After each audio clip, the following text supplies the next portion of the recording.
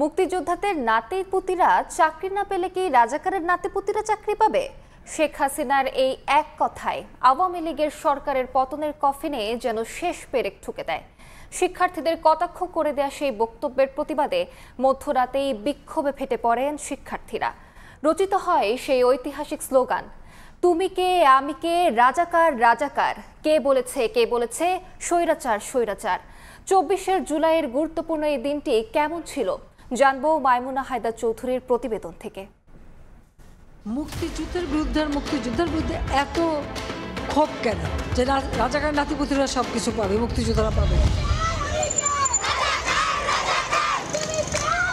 ১৪ জুলাই ২০২৪ গণভবনে আয়োজিত সংবাদ সম্মেলনে শিক্ষার্থীদের কটাক্ষ করা এই এক বাক্যে ফুঁসে ওঠে বাংলাদেশ।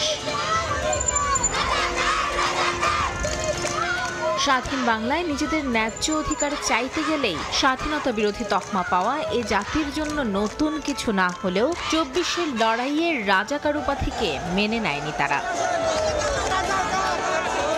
তাৎক্ষণিকভাবে তৎকালীন সরকার প্রধানের এমন বক্তব্য প্রত্যাহারের দাবি জানায় শিক্ষার্থীরা। প্রতিবাদ জানাতে রাত ১০টা থেকে টিএসসিতে জড়ো হতে থাকেন শিক্ষার্থীরা।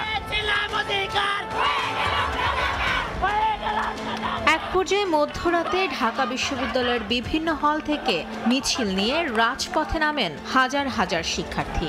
এ সময় হলের গেটে গেটে বাধা দেয় ছাত্রলীগ, কিন্তু তা রুখতে পারেনি শিক্ষার্থীদের স্রোত। হলের গেট ভেঙে কেউ বা তালা ভেঙে বেরিয়ে আসেন দলে দলে। হলের তালা ভেঙে সেই মিছিলে যোগ দেয় ঢাবির সবগুলো হলের মেয়েরা।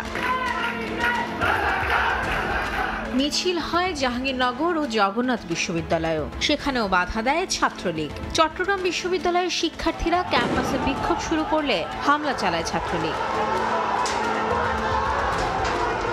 শেখ হাসিনার কথা যে এই কোটার সুবিধা কি রাজাকারের মুক্তিযোদ্ধার নাতি নাতনিরা পাবে না, তো কি রাজাকারের নাতি নাতনিরা পাবে?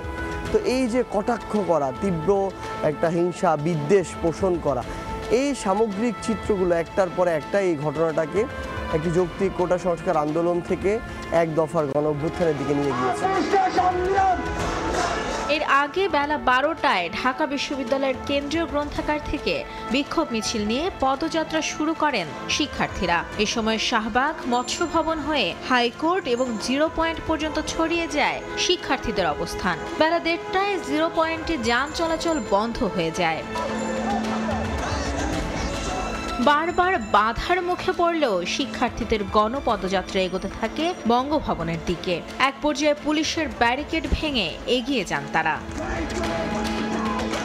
এরপর সকল গ্রেডে কোটার যৌক্তিক সংস্কারের দাবিতে রাষ্ট্রপতি বরাবর স্মারকলিপি দেন শিক্ষার্থীদের ১২ সদস্যের প্রতিনিধি দল। দাবি মানতে দেয়া হয় ২৪ ঘন্টার আলটিমেটাম।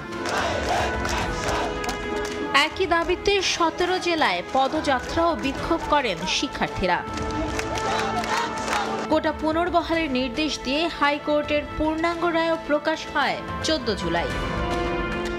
মাইমুনা হায়দার চৌধুরী, সময় সংবাদ, ঢাকা।